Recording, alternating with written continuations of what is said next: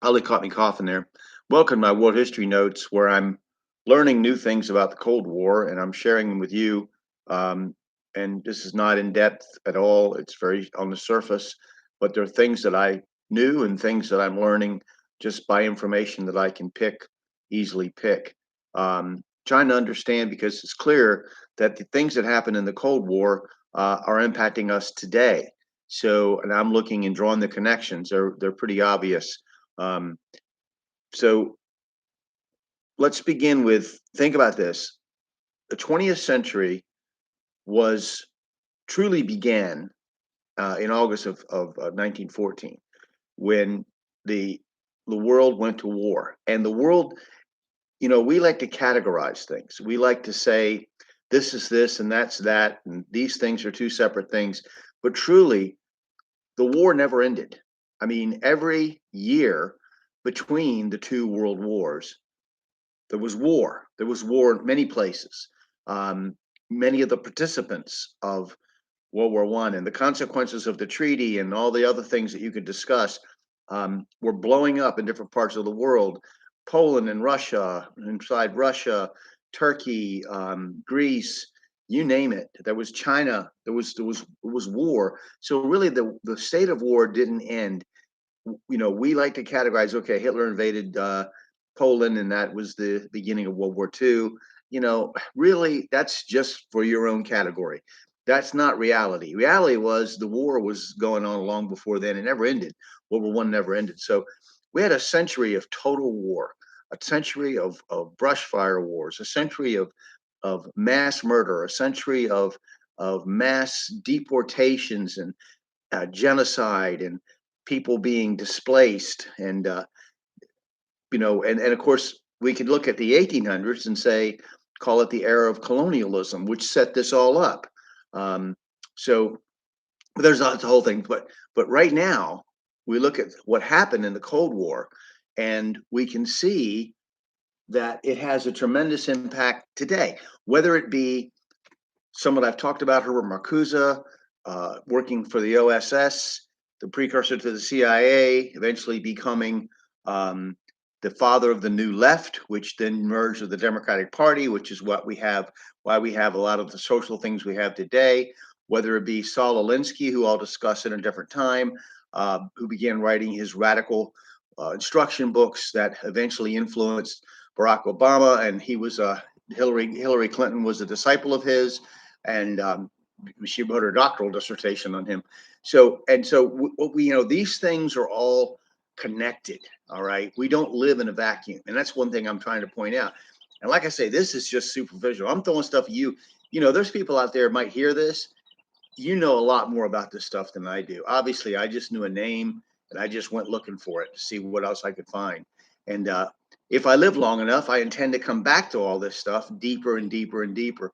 I want to really develop some depth of understanding of what happened and why we're at where we are, because we're in a very strange place in history, very odd, very of course I say odd, kind of a euphemism in a way. We're in a very strange place in history. This is an era where everything the Enlightenment represented, modernism represented, um, the idea of being able to ascertain facts and there being a truth and untruth, and is just gone out the window. We're a very chaotic age. So, but let's begin. I'm going to start talking about a character who I thought was important, interesting at the very least.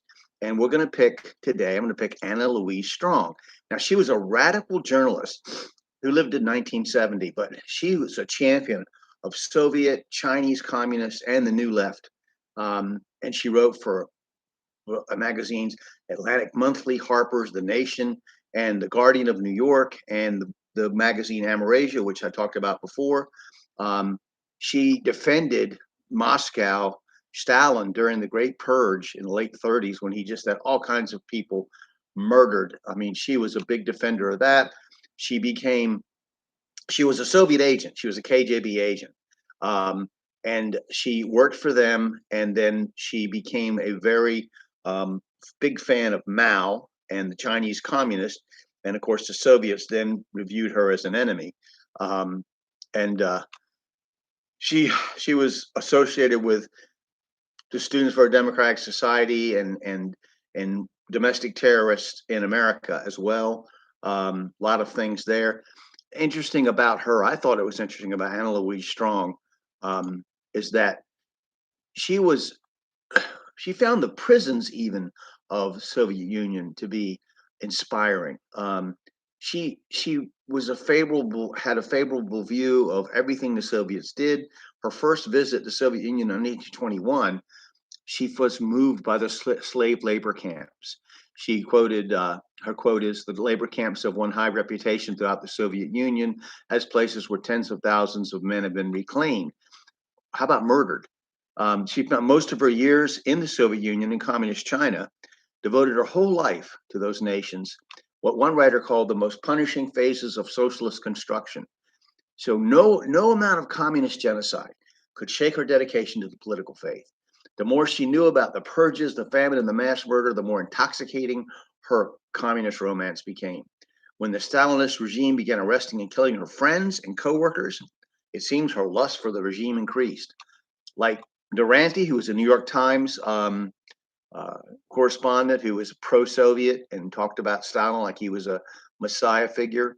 Um, she knew the victims of the Soviet purge trials were innocent, but she remained silent in public. After Nikita Khrushchev's 20th Party Congress in 56, in which Khrushchev denounced Stalin's crimes, Strong admitted again that she still had always known about them. She never criticized Stalin. So she was the Soviet, I don't know what it is, if she was missing something in her private life, but the Soviet monolith became her, her passion. She spoke of it herself, referring to the Soviet Communist Party as her lifelong boss, and even quoting the Soviet Communist Party as being her husband. The American Communist Party was, too small for her. So she was she finally was arrested by the Soviet regime in 1949 and was jailed in the infamous Lubyanka prison, branded an American spy, and expelled from the Soviet Union. But she blamed everything except Stalin when she wrote about her arrest. She called the West anti-communism as the reason for the paranoia of the Soviets. Finally, the Soviets admitted that they were wrong to have accused her of being a spy, and she continued her worship of the Soviet Union. So after with Stalin being gone, she moved her devotion to another boss husband, a new love, the communist Chinese, where the blood drenched Cultural Revolution was just about to start turning. Until her death in 1970, she lived in China and sang Mao's praises as a regime, liquidated 70 million people, which we will go get to, and it's just fascinating. So Anna Louise Strong, if you would want to look her up and come to some conclusions. Now, let's go to the timeline. August 24th, 1945. The Battle of Wuhe was fought as part of the Chinese Civil War. It resulted in communist victory. Now, we have to understand that, and if I'm understanding this correctly, that Chiang Kai-shek knew he was not strong enough and did not have the transport facilities enough to receive the Japanese surrender in territories that they controlled. Now, so what he did was he tried to make accordances with puppet warlords of the Japanese, Chinese warlords who worked for the Japanese, and bring them into the nationalist fold. Of course, many of them were nationalists that weren't his kind of nationalists, but bring them into the nationalist fold. And remember what I talked about, this former Chinese communist general who said that that Mao's policy was to try to avoid fighting the Japanese directly as much as possible, but to move into territory that had been vacated by Chiang's nationalists fighting the Japanese. And so the ultimate end game for the Chinese communists was to win China, not from the Japanese. That was assumed they would not be there forever, but to take them from the nationalists and to have the Chinese China be a communist state. So so so what happens is Chiang Kai-shek, who is the head of the nationalist um, fighting the Japanese and fighting the communists. Um, he realized that his regime didn't have sufficient troops or enough transportation assets to deploy his troops in the Japanese occupied regions of China. He didn't want communists who already dominated most of the rural regions of China to expand their territories and accept the Japanese surrender, and that would consequently control the Japanese occupied regions. He ordered the Japanese and their turncoat Chinese puppet regime, as one source says, not to surrender to the communists, and kept their fighting capabilities to maintain order in the Japanese occupied regions, fighting off the communists as necessary until the final arrivals and completion of the deployment of nationalist troops. And as I explained, a million or more Japanese, undefeated, had not been beaten. They had been, Japan government had surrendered, but they had not been defeated in China, with their arms, with their army intact, participated in this Chinese Civil War.